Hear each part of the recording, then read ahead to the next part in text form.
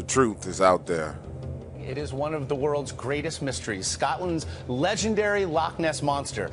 So does the lake creature actually exist? Well, if you ask one man, he'll tell you it is in fact no myth. Every day it's flaunted in front of your face. Hundreds of people in the valley say they are hearing voices in their heads. You just choose to ignore it. Belief can be a powerful force. No one knows that better than the people who are sure they've seen Bigfoot. Real accounts.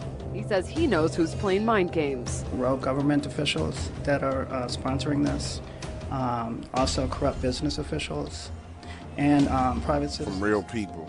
Hundreds of people turned out tonight for the unveiling of a very controversial statue. Yeah, it really is. The Satanic Temple of Detroit revealed the 1-ton bronze statue.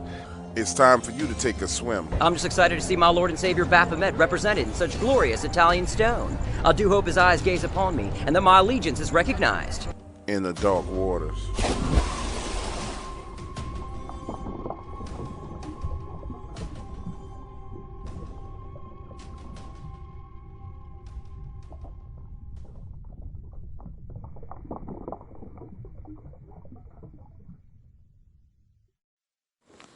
The Dark Waters channel is for entertainment purposes only. Although information in these stories can be traced back to relevant and true sources, Dark Waters strongly discourages its viewers, listeners, and subscribers from visiting the site of incidents and encounters discussed or revealed on the show. In other words, we will not be held responsible if you are attacked by a dogman, molested by a Bigfoot, bitten by vampires, chased by chupacabras, abducted by aliens, accosted by the Men in Black, investigated or arrested by the local law enforcement, CIA, FBI, NSA, EPA, BLM, or another alphabet group, whether on U.S. soil or abroad. Thank you for tuning in, and enjoy the show. On this installment of the Dark Waters channel, we bring you stories about one of the most popular and terrifying cryptids, Dogman. Many of you non-believers will soon come to realize that not only is Dogman real, but he is the thing of nightmares. We proudly present to you Dogmans Revenge. These stories highlight this creature's tendencies to completely terrorize those who cross its path. Dark Waters. I would like to open up by saying how much I appreciate your channel and the hard work you do. Based on a brief experience I had, it has opened my mind to the realm of paranormal possibilities, as well as the topic of cryptozoology.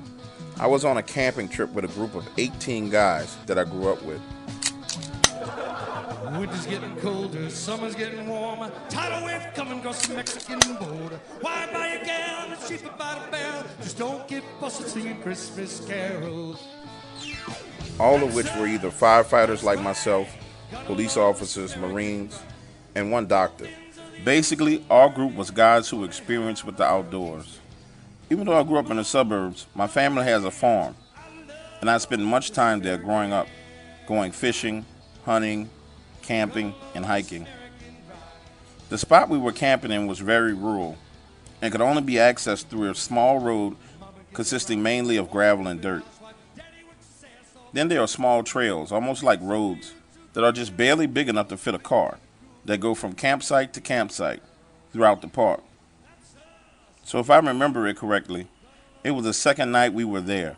Myself and 3 of my buddies decided to walk down one of the trails towards another campsite, which was located closer to a pond.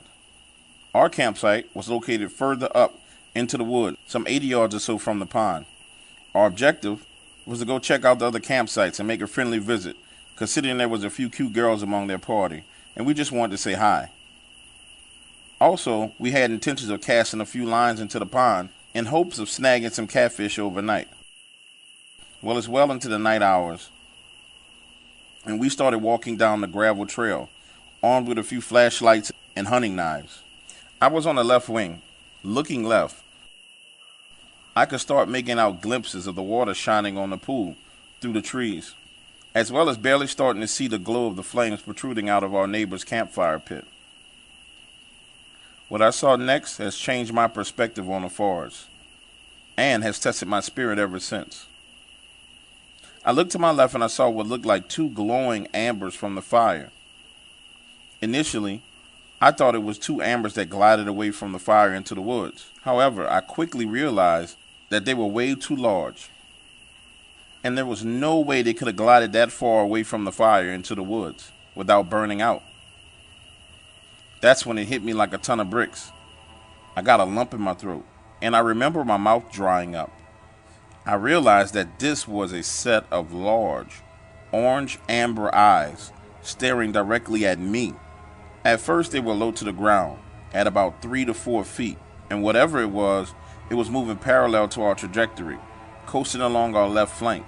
Then I saw the eyes blink. Distance-wise, this creature was about 25 yards from us. Then, as if the eyes themselves weren't alarming enough, the creature stood up, raising definitely taller than me in height. Guessing, I would say it was 6 to 7 feet tall at least. I'm 6 feet tall. The ground was almost level to our left, with a slight decline down towards the pond. Even with this slight decline, this thing was still significantly taller than me. Now at this point, I'm really getting scared. And I don't get scared in the woods. Somewhat keeping my composure, I whispered to my friends, "Contact left. Large orange eyes, 25 yards, unknown." Now I've seen other animals at night in the woods, and when you shine a flashlight on their eyes, there's this shimmering glow, and I know that glow well, but this was not like that. These eyes were self-illuminating, unmistakably large, glowing, orange, amberish eyes. I could see it squint and blink, almost as if it was sizing us up. Or at least that's the feeling I was getting. There was just enough moonlight that I could make out its silhouette, and what I saw has changed me forever since. It was the outline of a werewolf. That's what went through my mind at the time. My mind registered fucking werewolf. I could make out sharp pointed ears. I mean really sharp. Its breath would turn into mist as it exhaled its air. It was holding onto a tree with its right arm in a way that if it had paws, it could not do. So it must have been some sort of hands that was capable of grasping and holding a tree. Now you have to realize, this all happened in a matter of seconds. Maybe 10 to 15 seconds of me being frozen, standing there staring at it. I felt like my brain was on overdrive in these moments, forever etching this image into my mind. The creepiest part is when it stood up, grabbing the tree, and turning sideways so that I could see its profile as it walked alongside of us. Just the shape of this creature as it walked along made me freak out. The only noise I heard was when it made this strange movement with its back. It was this sort of crackling noise, as if it had to adjust itself or something. Man, I don't know. All I know is that it was the most terrifying thing I've ever experienced. I can still see it in my mind, taking step after step with this creepy dog-like legs. It had those reverse jointed legs, just like a dog has. Since then, I've learned that they're called hawks. My one buddy saw its eyes as well, and a panic set in. So I screamed to my other two friends, "Fall back," as we all sprinted back to our campsite, which is about 60 yards away. As we returned to the campsite, coming into the firelight like bats out of hell, our other buddies were wondering what's going on. As we told them the story, and I described what I saw, one friend was skeptical and decided to go down the trail by himself to take a peek. I warned him not to go. However, he's stubborn and insisted, so we all watched over him as he walked down the trail, shining our flashlights in all directions. He got about 40 yards down the road when we heard a very loud crack.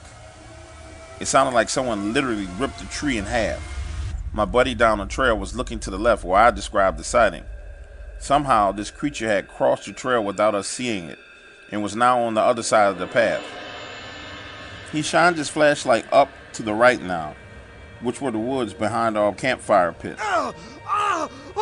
Then he screamed like a little girl and sprinted back to us. He immediately apologized to me and said, "Yes, you're right. There's a huge monster out there." So for that night, we decided to set up shop and fortify our campsite the best we could. Looking back on it, I thank God, because seriously, I think that thing could have taken all of us if it wanted to.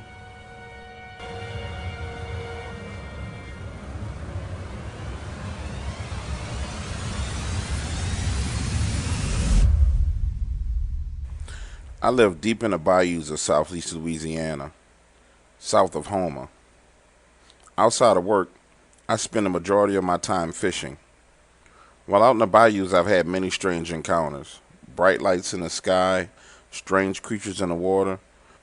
But the most frightening experience I had was with the Dogman. This happened 3 weeks ago, on a Saturday morning. I was out fishing with my dog, Buck. Buck is a beautiful German Shepherd, given to me as a birthday present by my younger brother. That morning was shaping up to be a great day for fishing. The light fog had begun to burn off the lake, and I trolled along the shores casting for redfish. Then I began to troll north up one of the canals. Buck had been laying there on the boat, taking a nap the entire time. As soon as we hit the canal, he scented something. Now, this canal is bordered by nothing but marshlands, but up ahead there was a section of the canal that was surrounded by light forest, and beyond that was a roadway. Buck began to bark as we reached the forested area. It was not an aggressive bark, but more of a warning to me that something was up ahead. I decided to move away from the front of the boat. I'm not sure why I did it. I just moved and cranked the rear motor. That is when something large and black moved in the wood line. This thing was a massive animal. As it walked, I could see its muscles in its shoulders and its hind legs. It was on all fours, and as I would soon learn, this was no ordinary animal. It shadowed us in the tree line as we moved along, and it seemed to focus on Buck. Buck's warning bark suddenly turned ferocious. Then it turned and stuck its head out of the tree line, showing itself and growling at the same time. This was not a dog. It was some type of large wolf. The growl was deep, deeper than anything I'd ever heard. I could feel the vibrations in my chest, legs, and arms. And to my surprise, Buck was not intimidated. He barked even louder. This head was a wolf head. A black timber wolf is what it looked like. But it was 5 times bigger than any wolf or dog I had ever seen. My whole encounter was no more than 5 minutes from start to finish, but it felt like forever.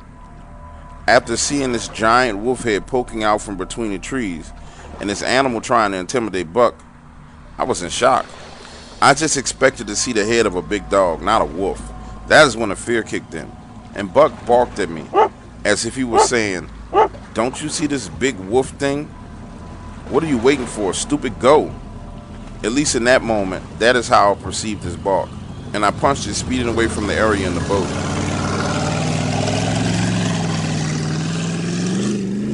2 weeks later, I went back to that area. I asked people who had houses on that same canal if they had seen a big black dog. One man said, "Son, that ain't no dog.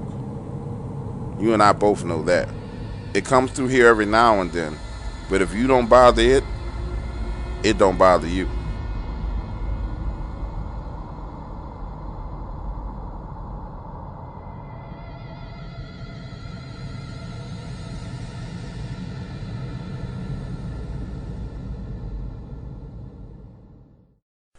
Thanks for meeting with me and my family to talk about our encounter with the Dogman. What happened to us should be shared with others so they can have knowledge of these creatures and what not to do if they see one of them. My 12-year-old son and I were out hunting on the outskirts of our city. It was his first time out, and I really didn't expect us to take down anything that day. It was more of a father-son outing. We left before daylight Sunday morning and headed to my hunting blind. When we arrived, we sat there until daybreak, having the most interesting conversation about this little girl named Elizabeth. It was shaping up to be an awesome father and son day. Essentially, that was all I wanted, was to spend some time with my son, not what happened next. As the sun began to light up the woods, Josh got excited. He trained his scope out into the clearing, then mumbled, "I'm going to get me a buck today." I smiled and reached down for a bottle of water and some beef jerky that was in my backpack, and was completely startled when I heard him fire 2 shots. Looking up, I saw a buck in full stride near the end of the clearing. Right behind it was the largest dog I've ever seen. I need to pause and go back for a second and share what my son told me he saw in the 5 to 10 second time frame in which I was fumbling in my backpack looking for beef jerky and water. According to Josh, the buck darted out of the tree line in full stride. He trained the scope, then he noticed it was being chased by something big and black. Josh described it as a bear with a dog face. He fired 2 shots at the buck, and one hit the dog man. Oh my God. This thing came to a sliding stop and began smelling the air. Then it stood up on 2 legs. I'm not sure why it was not able to scent us. In hindsight, I figured it was the scent killer gold that we used. But thank God this thing didn't see us up in that blind. It stood there for a few minutes, sniffing in the air, then walked off into the wood line. Josh and I are now freaking out about what we had just seen, climbed down out of the blind and ran back the 150 yards to the car. When we arrived back at the truck, I could smell the scent of wet dog and old meat. But I was in such a rush to get Josh away from that area that we hopped in quickly and drove off. Arriving at our house, which is only about a mile away from that area, Josh was all questions. What was that, Dad? It looked like a monster. It looked like a werewolf. I simply told him, I have no clue, son. At this point in time, I'm thinking that my son and I have a great story to tell, but we had gotten away from all the danger. That night when my wife and I settled into bed, around 11 p.m., I told her what happened, and her reaction was not what I wanted or expected. But soon she would realize I was telling the truth. Around 4 a.m., I was woken by a crashing sound outside in the backyard. Then, all I could hear was Josh's footsteps as he entered our bedroom in a full sprint, leaping damn near from the doorway into our bed, saying, "It's outside, it's outside."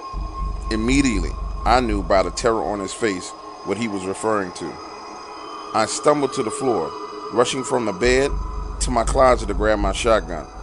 And after a few twists and turns, I headed to the back of the house towards our sliding glass door, turned on the floodlights, and looked out into the backyard.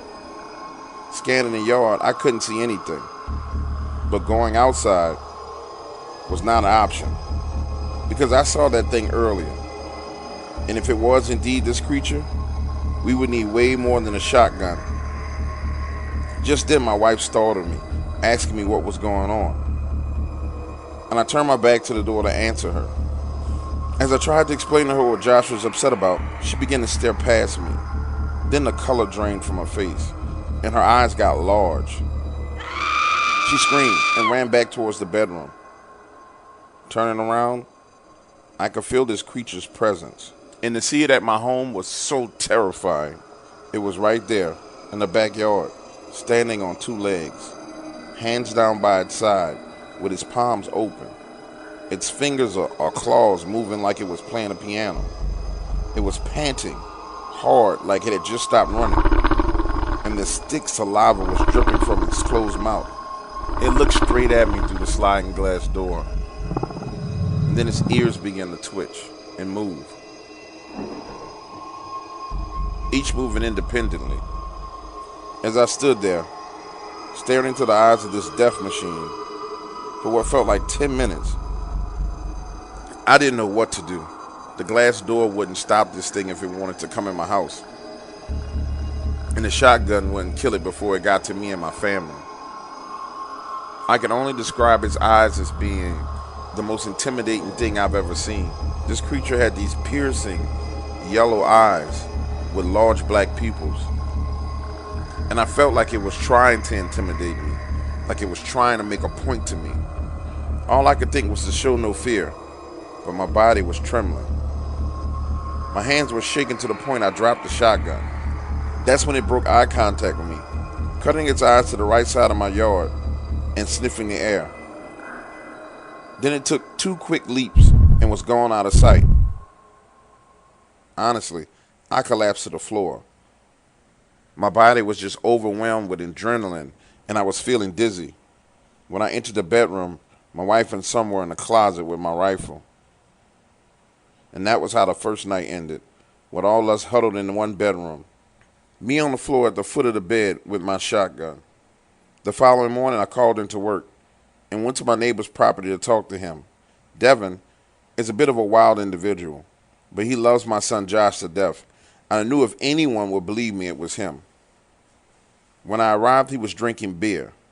Now it's 9 a.m. in the morning, and Devin is known to drink, but not like that. He looked disturbed and worried. As I proceeded to explain to him what I saw last night, his eyes lit up, and I could tell he wanted to share something as well. He stood up, looked me square in the eyes, and said, "I saw it last night too." Devin said his dog was killed by some type of large wolf. Now Devin breeds dogs for a living, and the dog that was killed was a bull mastiff, and it was his pride and joy. The dog had been torn into pieces, and he witnessed what happened. Devin was distraught. I talked about how there was nothing he could do. He was frozen with fear as his dog was killed. That evening, I told my wife everything Devin and I discussed and tried to reassure her that this was a one-time incident. But again, I couldn't have been any more wrong. That night at 4:15 a.m., I was awakened from my sleep on the sofa by this feeling that something was watching me. You know how it is when you wake up afraid, but not sure what you're afraid of because your senses are not completely intact yet? Well, that is what I was feeling, dread and fear. But it was not from a dream. This fear woke me up from my sleep. Looking around the room, I saw nothing, and I was just about to settle back to sleep when I saw a figure move quickly from the window and towards the back of the house. Then I heard my wife scream, and she came running into the living room. "It's outside! It's outside!" She was terrified. Josh, now awakened from his mother's screams, came barging into the room, and we all huddled there in the living room as I dialed 911. All I could think to tell the 911 operator was someone was trying to break into our home. When the sheriff's deputies arrived, we walked around the house, and on the ground there were humongous canine prints. And at my bedroom window, the screen was soaking wet with some type of saliva or spit. My wife explained to me that she had woken up because of a scratching sound at the window and saw what looked like a dog-headed creature licking the window screen. As we walked around the house, the sheriff's deputy looked at me and said, "I don't know what was at your house, but I do know it wasn't a person." They assigned extra patrols to our area for that night, and again, we settled into sleep. I haven't had any new activity to this day, but now, on weekends when I'm in my backyard cutting my grass, I get this eerie feeling that something's watching me from the tree line. I don't know if I'm paranoid or if I'm going crazy, but I can't shake the feeling that that thing is there, watching me, waiting for an opportunity to get me.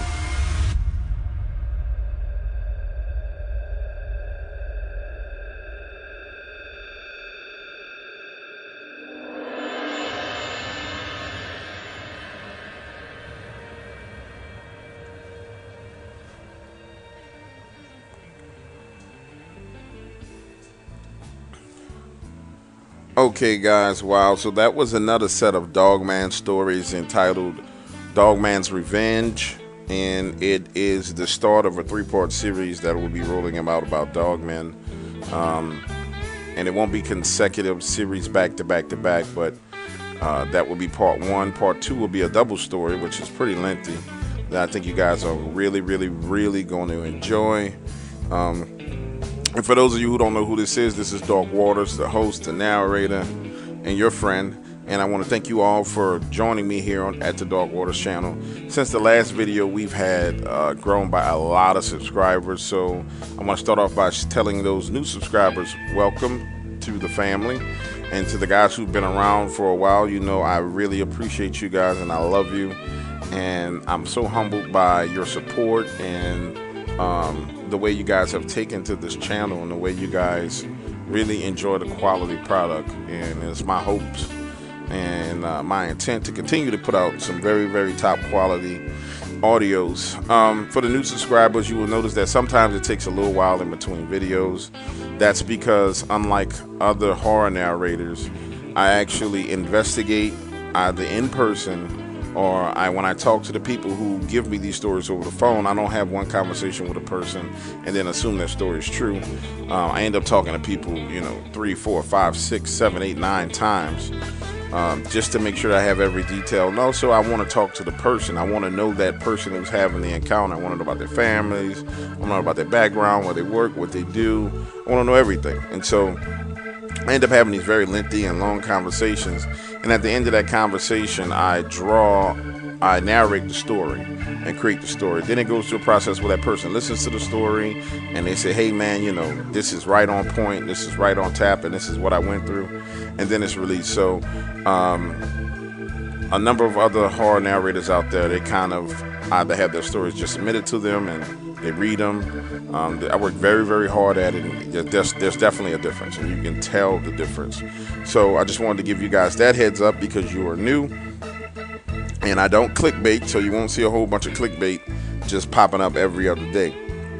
Now, with that said, it's a lot going on for us guys over here at Dark Waters. As you guys know, the Coast to Coast AM interview is this Saturday from 12 midnight until 4 in the morning. So if you guys want to find out how you can listen live, Google Coast to Coast AM, and they will give you your local affiliate station that is carrying it, because this is the largest, this is the largest syndicated talk show program in the world, like #1 in the world. And I'm very excited about it. Special thank you to Dave Schrader for giving me the opportunity. Dave's a phenomenal guy, and I really appreciate him giving me that opportunity. Over the past 2 weeks, I got a lot to get you guys caught up on.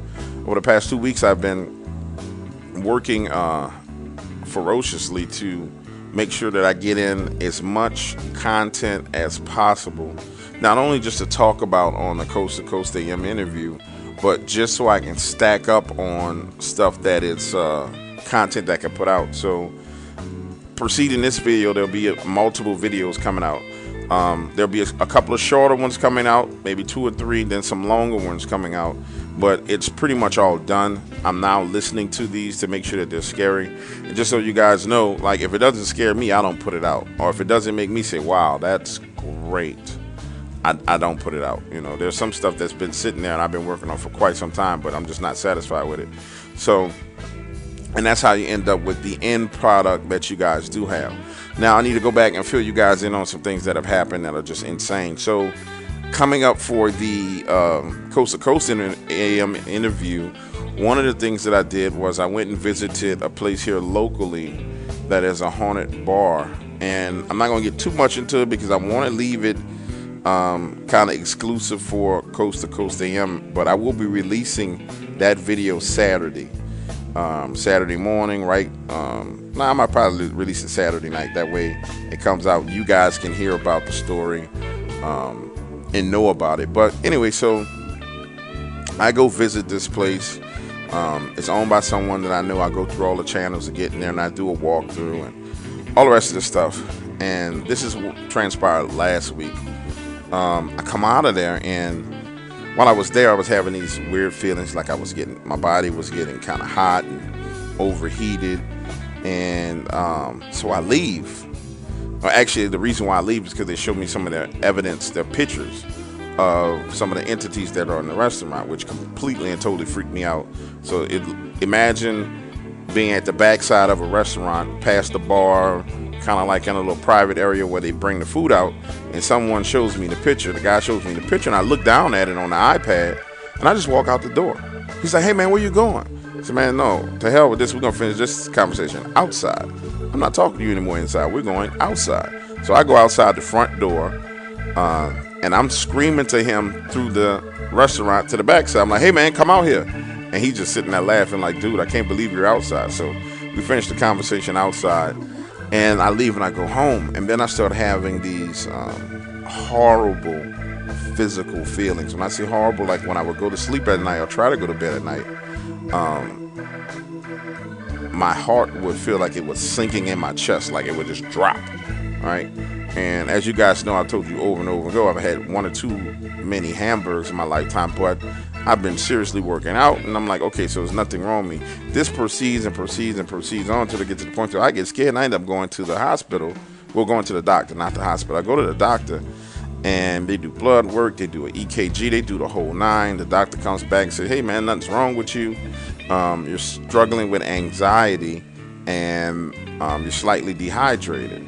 And I'm like, well, doc, I don't have a reason to have anxiety. And he was like, well, maybe you encountered something over the past few days that has caused your body to react to it, but you're not aware that you react to it. So that brought me back to the mindset that maybe, you know what, I did encounter something there.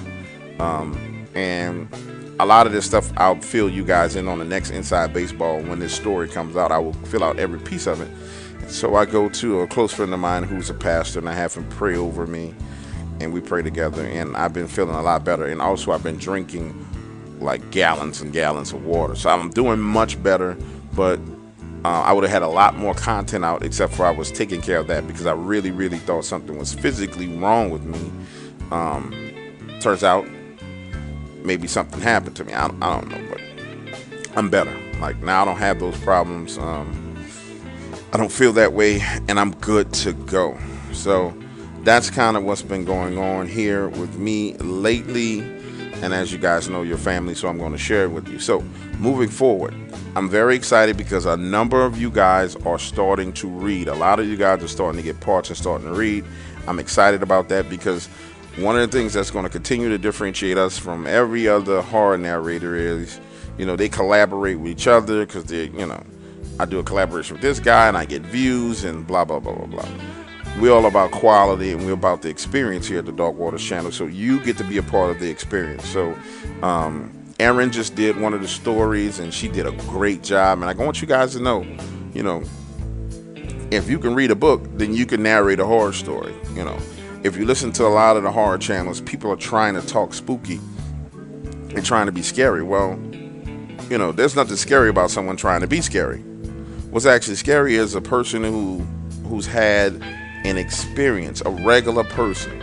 You know, the girl walking down the street walking her dog, the guy next door, you, the person who's driving in your car right now, you narrating that story and telling that story in a sense that's just a regular person talking. The events around the story are what's scary.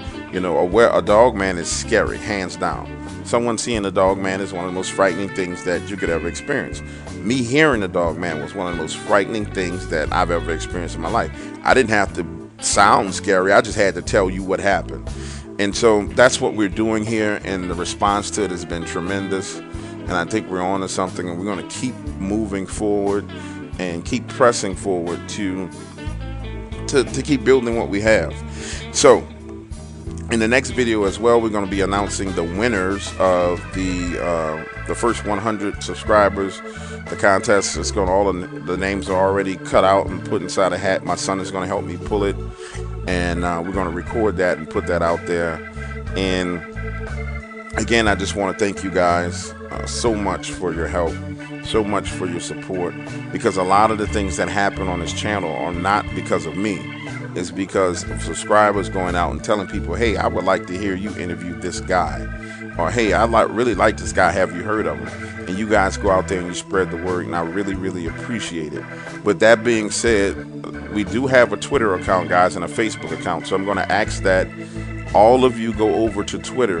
Not necessarily Facebook, but you can go to both. But go to Twitter, because in the case where I'm out talking to someone or doing an investigation, I found that it's very, very easy for me to snap a picture with Twitter and tweet it out, and you guys get a kind of idea what's going on. And it just makes it better for more Inside Baseball, because there's some things that I saw recently that I snapped pictures of, and I was like, well, I don't really have a whole bunch of Twitter followers. I would tweet it, but it makes no sense. So that Twitter handle is at H201. So that's Dark H201. It's Dark H201.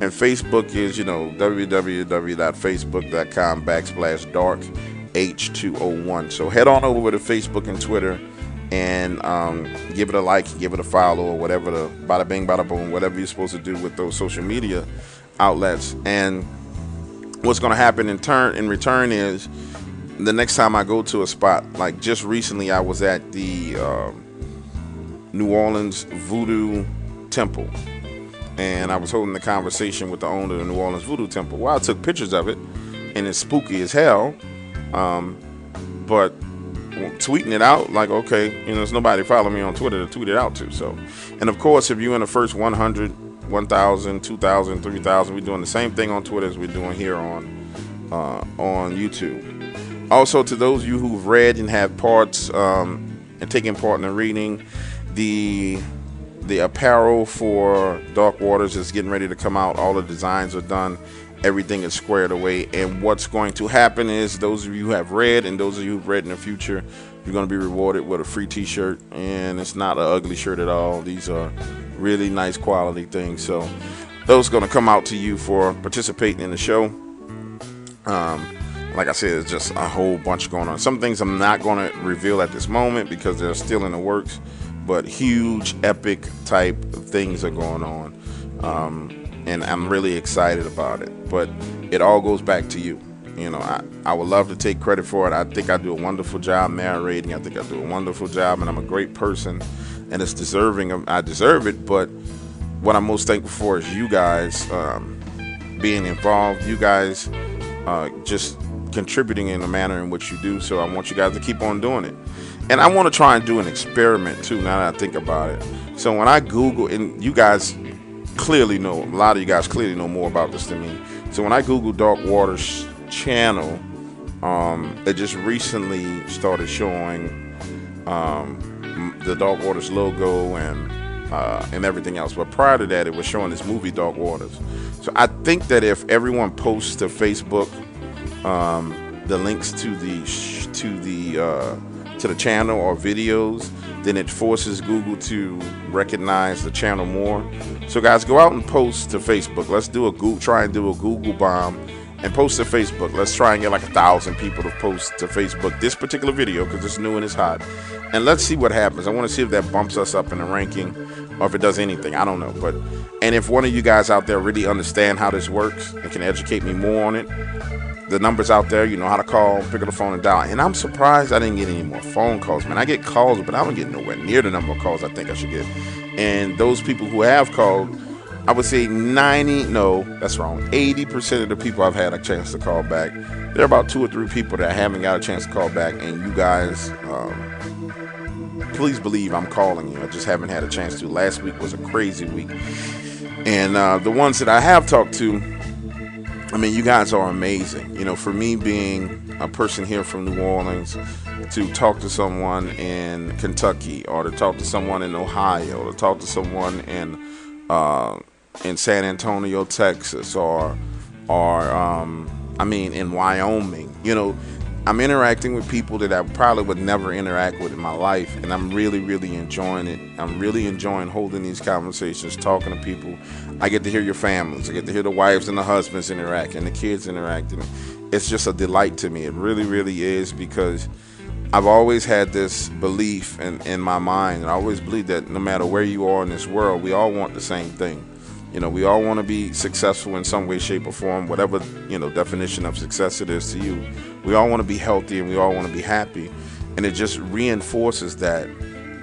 It really does reinforce that to me. So, again, you know, you guys, your participation is heavily influencing me as a person, and I'm grateful for it. Guys, also, I want us all to send some prayers out, because we have a subscriber, Brian O'Hare. I can't remember where exactly this is. I don't remember the exact location. I didn't take notes. I wing it, guys. You know, teleprompter free, like Alex Jones around here. But anyway, Brian emailed me about 2 weeks ago about the earthquake that was in South America. And just recently, he went. And Brian has been an early subscriber. I mean, he's been around for a while. And just recently, he went out from his hometown and went out to try and help people who are earthquake survivors. And it was insane. I'm actually going to do the story about it once I get his permission. But, you know, he's on his way down there. I guess Brian would be okay with me telling some of this stuff. He's on his way down there, and they're in this truck, and they're bringing relief supplies, water, food, blankets. And this area that was hit by this earthquake, which I don't have it written down anywhere. I really wish I did, but I'll post it. I'll talk about it in the next video. People were crushed alive. The roads and bridges are knocked out. I mean, it's insane. And I think this earthquake had to happen a month ago. It's been a month since he told me about it, or at least 3 weeks. And people were coming out on donkeys, on foot, on motorbikes, trying to get food and trying to get water. And I just want us to send our prayers out to Brian and his family, and for those people who have been hit by that natural disaster. Because my problem with natural disasters is this. You know, as long as it's newsworthy, it's kind of like if it bleeds, it leads. As long as it's newsworthy, then people talk about it. And then the minute something else comes up, it's shifted to the back of people's minds about what's happening, you know. And all throughout the earth right now, all over the planet, we're being hit with natural disasters, floods and earthquakes and fires, and stuff is going on. And it's a lot going on in the world. And anytime I know that one of you guys are being affected by something, I want to bring attention to it. And that's not to say I don't care about anybody else in the world, but it's you guys. You know, you guys you ride with me, and so I'm riding with you, like Martin Lawrence and Will Smith, Bad Boys for Life. So I want us to guys send out a prayer out to Brian, and I hope he's well. Brian should be emailing me back soon. I want to know what I can do to help, and I will do something to help once him and I get a chance to speak. And I just wanted to tell you guys that, you know, so that's enough talking about that. Coast to coast, like I told you guys, this Saturday, I'm in Central Time Zone, so 12 midnight till 4 a.m. I got a lot of stuff, guys. I got a lot of new stuff that we're going to be talking about. I got some epic Dogman stuff. Some of these ones I'm releasing now I'm going to be talking about. But I got some crazy, insane type stuff that I'm going to be talking about. And I'm very excited about it. So I'm trying to think about what else it was that I wanted to share with you guys. I think that's it for now. And I'm intentionally, I think my brain is blocking out some of the stuff, because there's another video coming out real soon.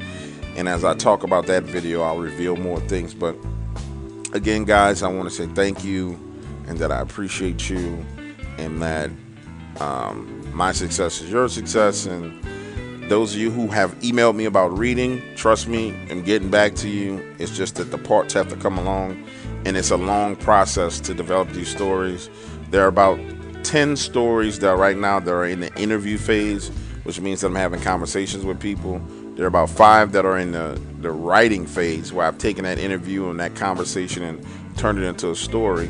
From there it goes to the recording phase, and that's when you guys get piecemealed out the parts to read and the things to do. So, and it helps me when you guys read, because some stories, it gives me an opportunity to focus on the sound and get the sound effects right. And then also it just relieves some of the recording for me, because if I want to do 10 stories and I got to record all 10, that's a lot of recording, editing, bada bing, bada boom. But when you guys help, it helps me out, and it gives you an opportunity to be heard. So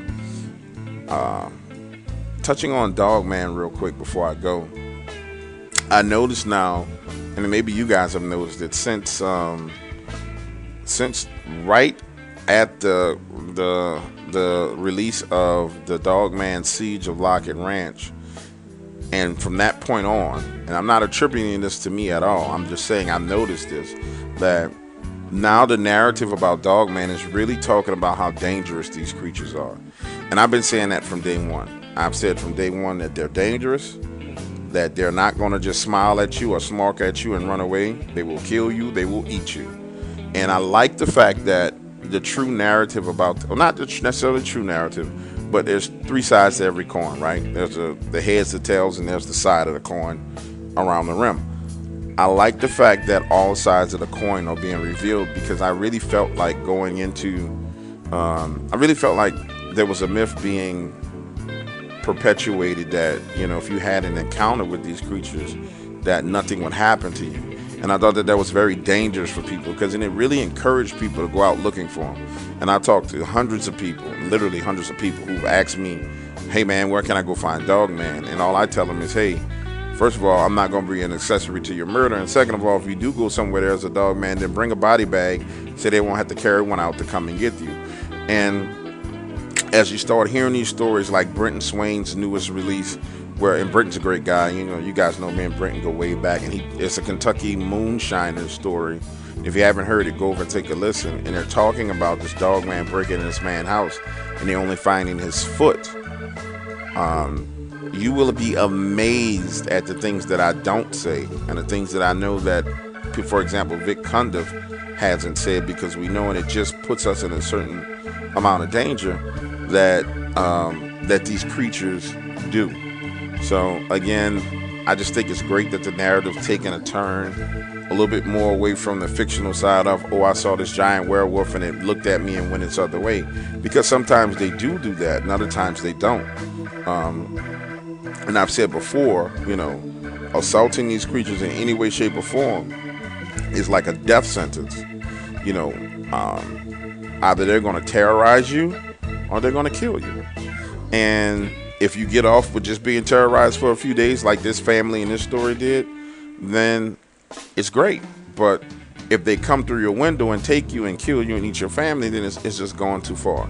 With that being said, I do need to give you guys some inside baseball on these stories. So, as you can tell, I'm starting to whitewash the locations of the stories, and that's based on all the insanity that sparked where people wanted to go out and visit the location of Dogman. I want nothing to do with that, and I don't want anyone to get hurt. And I don't want those people coming knocking on my door asking me about you because you decided to go there. So that's why the locations are pretty much whitewashed. But I talked about the one with Buck the dog on the Sasquatch Chronicles episode. That was a great story. It's kind of short, but what sticks in my mind about that interview is Buck himself, the dog. I mean, this was like the most beautiful German Shepherd I've ever seen in my life, and most friendly dog, very smart, intelligent dog. And in that case, the dog man was trying to intimidate Buck. It wasn't even worried about the guy who was behind the boat, driving the boat. It really was trying to intimidate him. And one of the things that he told me was, after he got away from the area where the creature was, he said that, you know, he realized that this thing could have at any moment in time taken a few leaps out of those trees, jumped and got on that boat. And in his heart and his mind, he believes that Buck stood this thing down. And if it wasn't for his dog being there, that it probably would have came to get him. And I asked him, I said, well, what gave you that feeling? He was like, it's just what I felt in my gut. I felt like Buck had defended me. And had he not barked the way he had barked, you know, it would have came and got me. And I just think that was brave of the dog, because the more and more I hear about Dogman, it's a strange creature, but at the end of the day, it's some type of canine. And if it's a male, it's probably an alpha male canine that wants to intimidate other canines. So I just thought that was interesting. The story about the guys going camping, now that one was very, very interesting. And I'll tell you guys what I initially thought when I first started talking to two gentlemen that gave me that story. I really thought that, and I'm still not completely sure that they're not, I really had a feeling that I was being given some, it seemed like a debriefing or a dossier from a military operation, because the details were so well aligned in the account that initially I thought that's what it was. And I wasn't going to pursue it at all. But because I don't want to get involved in those type of things, because, you know, if someone wants to reveal that kind of information, you know, that means that their phone calls are monitored, all the rest of the stuff. So, but I said, you know what, let me give it a shot. Let me talk to these guys. And so we end up talking, I would say maybe 7, 8, 9 times, just about the story and about the encounter and about how it made them feel, and about, you know, exactly what went down. And the overwhelming consensus that these guys had was, you know, I'm stupid. Like, I was so foolish that, you know, I stayed there and I had no clue as to, you know, what I was around. You know, in hindsight is a mother, and looking back, they're like, nah, bro, if that happens again, you know, I'm getting out of there. And I just think that, you know, they were lucky. And it was a large group of men, which I don't think Dogman, I don't think Dogman's going to go and take on a large group of strong men. But they got lucky. You know, they really, really did get lucky. And also, they didn't do anything to assault this creature. and they didn't do anything to anger it. So, and one of the things that he described was and this is something that's very consistent with a lot of the witnesses and people who have encounters, is the level of intelligence of Dogman. Even in the story where it follows his family home, the facial expressions on this creature really end up relating the amount of intelligence that it has. In his description, it was like it had this inquisitive look, and this is stuff that's not in the story, but these are things that are happening in the conversation. It was like it had this kind of look on his face, kind of looking like, what are these idiots doing out here? What is this? What's going on? Right? And then in the case where the family's at home and it's followed them home, the look was kind of like, yeah, I came to prove to you that you don't need to come. The exact words was, you came to my house, so I came to your house, was the feeling that he was getting. And so I just think it's interesting that a human being can give you an impression based on his facial expression and making eye contact. And when I talk to hunters, which I'm blessed to talk to a lot of men and women who are out hunting in the woods now, they never say, oh, this cougar made me feel like it was angry because I was in its environment, or this bear looked at me like, what is this idiot doing walking around in the woods? It either looked at them as prey, or it looked at them as a predator, so it either attacked or ran. But when it comes down to Dogman, people get these impressions from Dogman. And I just think that's interesting, and those are some of the things that consistently come out over and over and over and over in conversations, is that it's able to give people this human-like impression. Now, there's another Dogman story coming out, and before I do this story, I want you guys to know that, and this is an epic story. It really is going to rival the siege of Locket Ranch.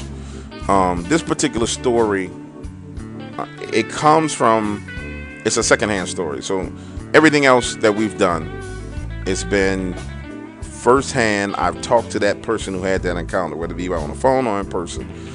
This is a secondhand story, a story that was related from one person to another and then came to me. And typically I don't do these stories because I can't say that they're 100% true. But the reason why I really want to do this one is because the story has so many elements and things that I know to be true that I don't talk about, that I don't feel comfortable talking about, that I believe that this story will allow me to put out certain truths that I haven't been able to put out without saying them myself. So it's like and this one story takes everything that I've heard over probably the last 6 months, and some of the things that I know to be 100% true about, the monitoring of these creatures and the interactions and pursuit of these creatures, and it bundles them all in one package. And it's pretty epic, and I'm going to do that story, and that's going to be called Dogmans Revenge Part 2. This is Dogman Revenge Part 1, and that's going to be Part 2 and Part 3 because it's pretty long. So I'm telling you ahead of time, if I had to put this on a scale of 1 to 10 as far as truth, I would say I'm at a 5 right now. And the only reason why I'm at a 5 instead of a 0 is because there are elements in this story that ring so true based on my personal experience and based on the other conversations that I had with people that are off the record, that are going to stay off the record, that I think that this story will be revealing, in a sense that it reveals so much more information to those who are smart enough to see through it and see it for what it is. And if you're one of those people that's just skeptical, like, oh, I'm skeptical, I don't believe in it, this makes no sense, blah blah blah blah, then there's nothing I can do to convince you. There's nothing anyone can do to convince you until you go out there and you're eaten, or you're approached and they growl or they spit on you or they piss on you, then you'll believe it, right? But for those of you who are avid pursuers of the genre of Dogman, you will understand what I mean by these certain truths that are in this story, and there's no way I can pass up on this particular story because it allows me to tell these truths without me telling these truths. So I'm excited about that one. That one is really, really epic, and it's kind of crazy that that someone would have that kind of experience. So with that being said, guys, be looking for the next set of stories to come out. It'll be 2 or 3 more stories coming out over the weekend. Then there's a coast to coast interview. We're going to come out of that, go into some Bigfoot, and hopefully by then I'll have some details hammered out on this other huge thing that I'm working on, and I'll make that announcement to you guys. So I love you all, and I appreciate you, and thank you for listening to the whole Inside Baseball. And for the new subscribers, it's very important that you do listen to Inside Baseball, because it really answers a lot of your questions and concerns that you have about videos. And if you don't listen, then you really miss out on a whole lot.